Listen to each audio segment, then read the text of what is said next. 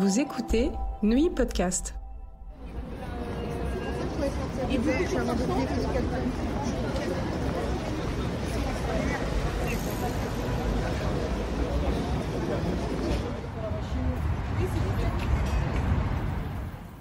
La propreté urbaine à Neuilly, épisode 1. Rencontre avec Olivera Marquesic, responsable du pôle espace et domaine public, et Elena Minuera, directrice du développement durable et des mobilités. Bonjour et bienvenue dans ce nouvel épisode. Aujourd'hui, je vous propose de partir à la découverte du monde de la propreté urbaine à Neuilly. Et pour en parler, je suis en compagnie d'Olivera Marquesic, responsable du pôle espace et domaine public. Pour commencer, Olivera, pouvez-vous nous expliquer ce que recouvre la propreté urbaine ? Bonjour Elena. Oui, avec plaisir. Alors, le service de la propreté urbaine, c'est un service qui compte 88 agents répartis dans deux structures. Une structure dite manuelle et une structure dite mécanique. Ces agents interviennent 7 jours sur 7 sur l'espace public toute l'année. Les missions principales du service de la propreté urbaine sont tout d'abord d'assurer le nettoyage mécanique et manuel de l'espace public en lien avec d'autres services, notamment les espaces verts ou le service de collecte des déchets. On procède également au ramassage des déjections canines, on enlève les affichages sauvages et les graffitis, et on est également en charge quotidiennement de la collecte des 693 corbeilles de rue.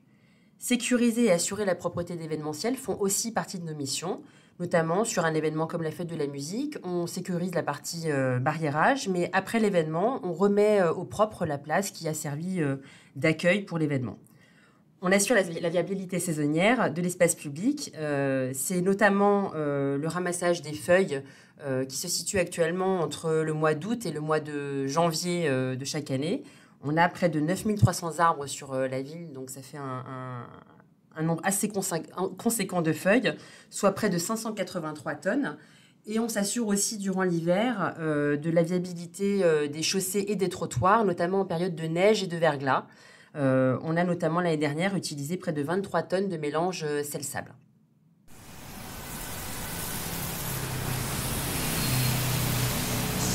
Les secteurs comme c'est pas les mêmes, c'est-à-dire par exemple au centre-ville il y a beaucoup de commerçants, il y a beaucoup de... on retrouve pas les mêmes déchets en fait. C'est-à-dire que au centre-ville par exemple on va trouver beaucoup de canettes, de mégots de cigarettes, de déchets, on va dire de vrais déchets, mais sur les boulevards on va plutôt trouver des sections canines, des branches d'arbres, enfin des bouts de branches d'arbres, des feuilles. Et comment organisez-vous cette gestion de la propreté au quotidien dans une ville aussi urbanisée que Neuilly ? Alors, tout d'abord, pour comprendre notre organisation, je pense qu'il faut qu'on pose quelques éléments de contexte afin de comprendre comment est organisée la ville en elle-même. La ville de Neuilly, c'est d'abord 40 km de voirie, donc un nombre considérable de trottoirs, près de 25 hectares d'espaces verts et 9300 arbres, comme je l'ai dit précédemment. À cela s'ajoutent près de 110 terrasses ouvertes qui, forcément, drainent une certaine population et une animation, mais également des besoins en entretien. On a régulièrement, depuis ces dernières années, de nouveaux espaces qui sont livrés au sein de la ville, après des travaux conséquents. Je pense notamment au Triangle des Sablons, à la place Gouraud qui est en cours de travaux et qui sera livré au mois de juin, avec souvent des revêtements de qualité et les allées de Neuilly en sont le dernier exemple. Tous ces critères nous imposent d'adapter et de nous adapter régulièrement en termes d'organisation et de méthodes de propreté. Donc aujourd'hui, l'organisation du service de la propreté, c'est, comme je l'ai évoqué tout à l'heure, un service de la manuelle qui compte près du tiers des effectifs des 88 agents évoqués plus haut. La propreté mécanique, c'est le reste du personnel, donc près de 2 tiers. Pour la manuelle, ils sont principalement attachés à entretenir les trottoirs de la ville, et ce, durant toute la semaine. 27 agences sont affectées pour 27 secteurs, ce qui signifie que chaque cantonnier connaît très très bien son secteur et peut avoir un œil quotidien sur les problématiques de propreté, mais également d'autres problématiques d'incivilité qu'il peut signaler à d'autres directions. Je pense notamment aux dépôts sauvages. En ce qui concerne la propreté mécanique, on est sur un système de travail qui est différent, puisqu'effectivement, on a 25 engins qui circulent sur la ville, de la haute pression, de la basse pression et des véhicules de collecte qui vont régulièrement se charger, enfin quotidiennement se charger de l'entretien des trottoirs, des caniveaux et des chaussées. Selon le niveau de priorité, on en a défini 3 sur la ville, on intervient de manière bi-hebdomadaire, hebdomadaire ou bimensuelle. Tous ces éléments sont évidemment cartographiés et on a un planning d'intervention de manière à ce que chaque espace soit entretenu de la meilleure des façons possibles. Les 25 hectares que j'ai évoqués précédemment d'espaces verts sont entretenus par les espaces verts. Alors, vous allez peut-être me demander pourquoi, mais c'est parce qu'en fait, le rythme d'entretien d'une chaussée ou le rythme d'entretien d'un trottoir n'est pas le même que le rythme d'entretien d'un espace vert. Effectivement, l'espace vert suppose une minutie et un ramassage manuel, notamment des mégots, qui ne peut pas être fait par les agents de la propreté. On perdrait trop de temps et on ne pourrait pas couvrir l'ensemble des trottoirs, notamment, et des chaussées à entretenir. Donc, on est vraiment en coordination avec le service des espaces verts. Et on a en plus quelques services qui sont externalisés, mais essentiels pour la collectivité, notamment le ramassage des déjections canines qui se font 5 jours sur 7.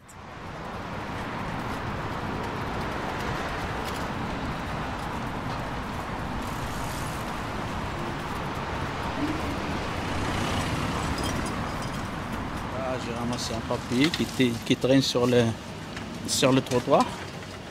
Après, s'il y a quelque chose à balayer, je balaye aussi. Les mégots et tout ça, je passe un coup de balai. Là, les crottes de chien aussi, on le ramasse. Même s'il y a des motocrottes qui passent le matin, mais des fois, l'après-midi, on est obligé de la ramasser. Voilà, là, je ramasse le papier aussi. Voilà. Après, je continue mon secteur. Dès qu'il y a quelque chose à ramasser, je ramasse avec la pince. Le ramassage manuel, c'est tous les jours. De 7h jusqu'à 11h10 et de 13h10 jusqu'à 16h10. Tous les jours. Même les week-ends aussi, pareil. Si on travaille le week-end, on fait la même chose.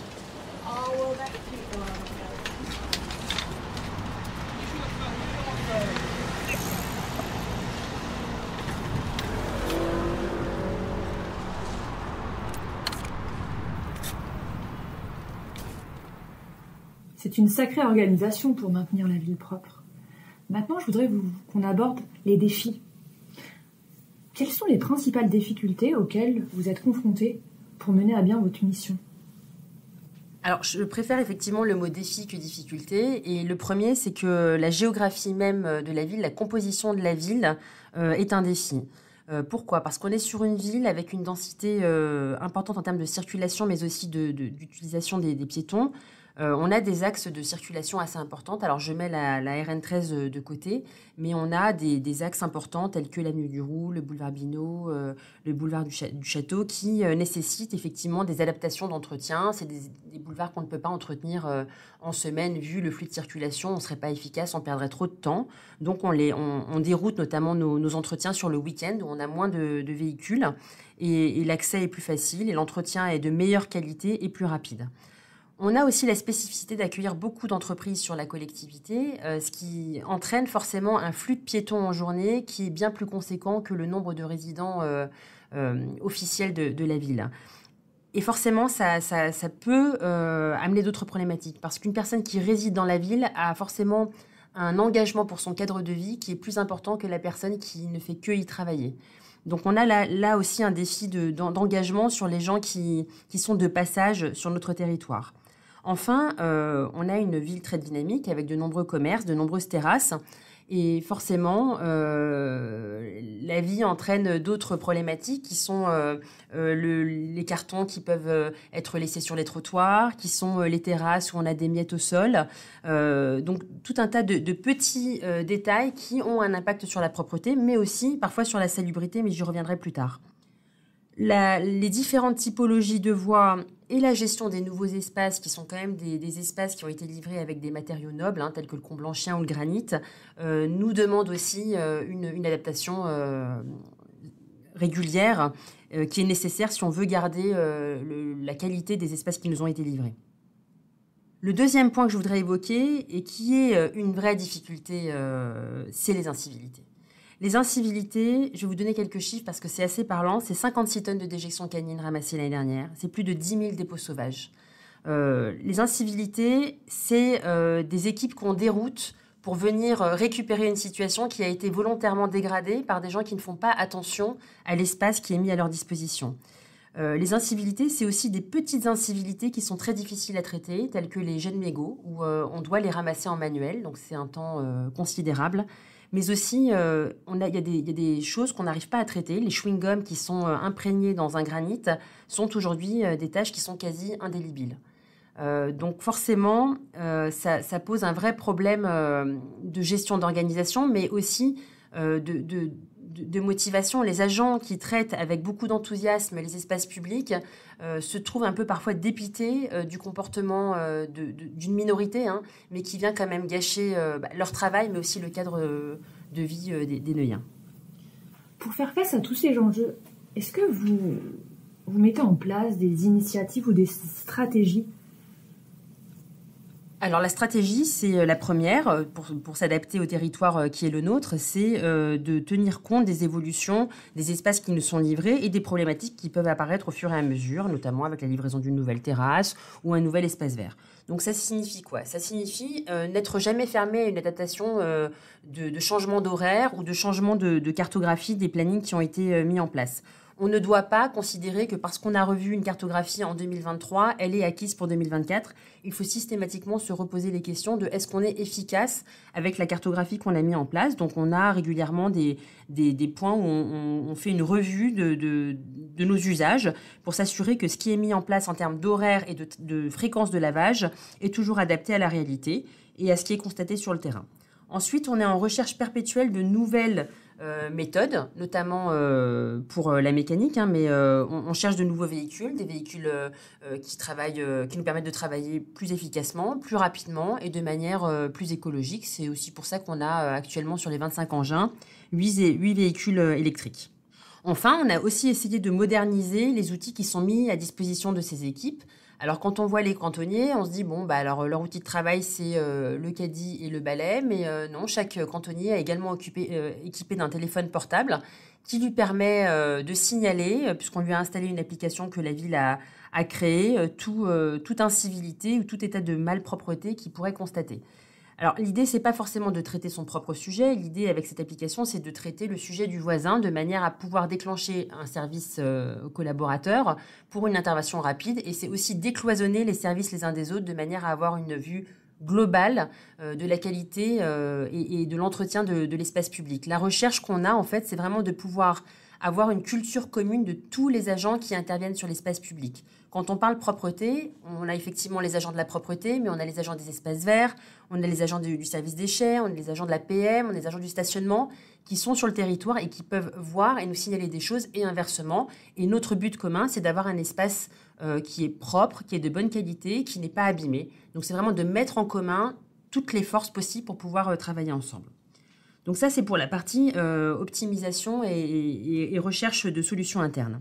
Après, on a le sujet des incivilités où effectivement on essaie d'être créatif parce que une fois qu'on a sensibilisé la population par des campagnes de communication, une fois qu'on a mis en place les sanctions qui sont prévues par la réglementation et que la police municipale a pu intervenir sur les contrevenants, il nous faut quand même aussi mettre en place des actions sur le terrain, nous, villes, qui nous permettent d'améliorer la situation et d'éviter ces comportements déviants.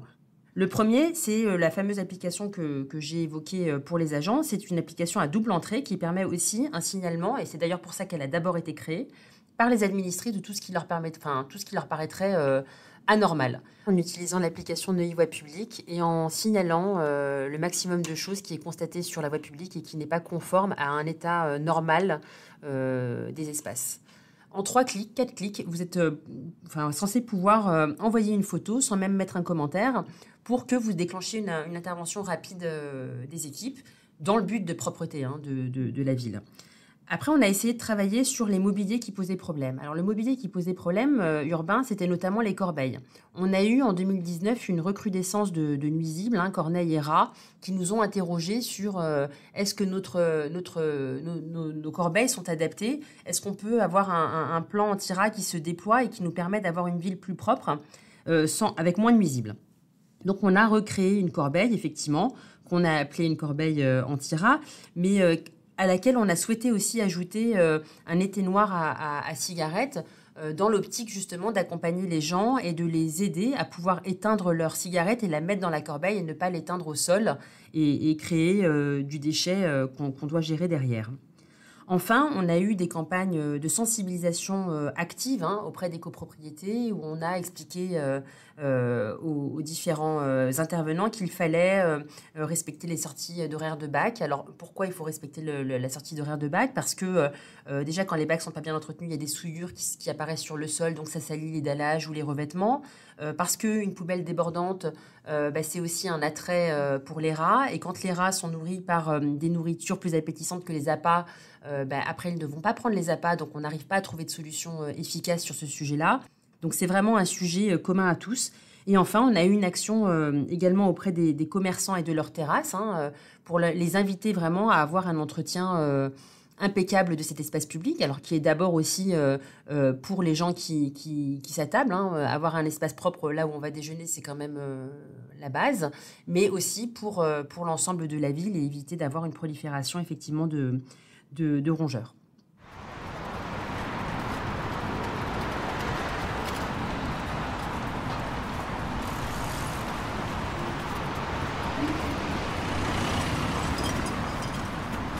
Toujours des crottes de chiens à ramasser partout. Et les mégots aussi. Des fois on trouve des sacs aussi, comme là-bas. Là je vais prendre la photo, je vais l'envoyer sur Nuit Voie Publique. Comme ça il y a un camion qui va ramasser les sacs, les trucs sauvages qui sont par terre comme ça. Alors... Et public, déchets abandonnés. Voilà. Je regarde l'adresse. Est-ce que c'est la bonne adresse? Non. On est numéro 7. Numéro 7. Déchets abandonnés. Alors, je prends la photo. Voilà. Propriété urbain. Continue. Là, je vais sélectionner. Voilà, transmet. Et voilà, c'est parti. Nuit Voie Publique.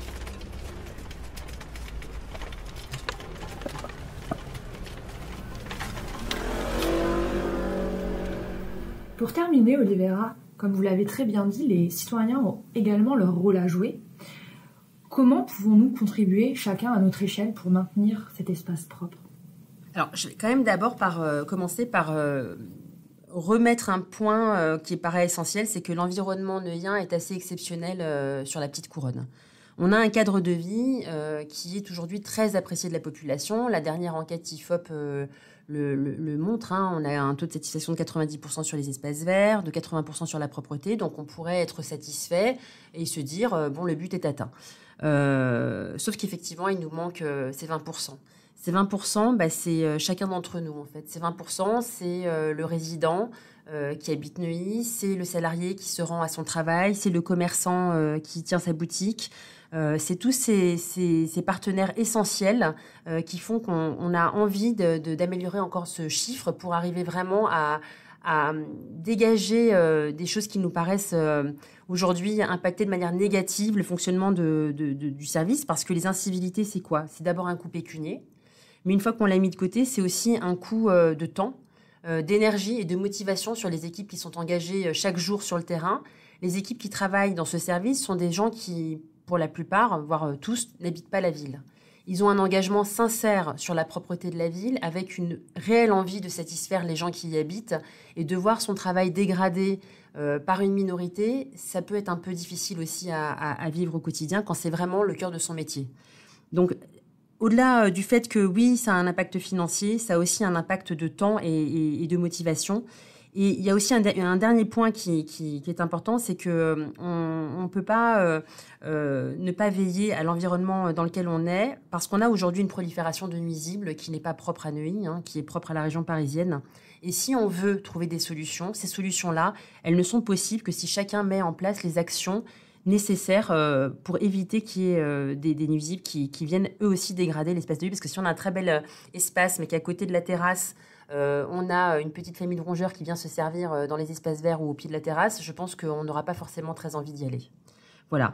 Donc, ce que je voudrais vous dire pour conclure, c'est que si on veut continuer à améliorer le cadre de vie, bien vivre ensemble et avoir une ville encore plus agréable et plus respectueuse, que chacun fasse ce petit effort qui manque pour qu'on puisse y arriver. Et pour ceux qui ne veulent vraiment pas le faire, on s'appuiera sur les collègues de la police municipale pour qu'ils puissent prendre la suite. Et du coup,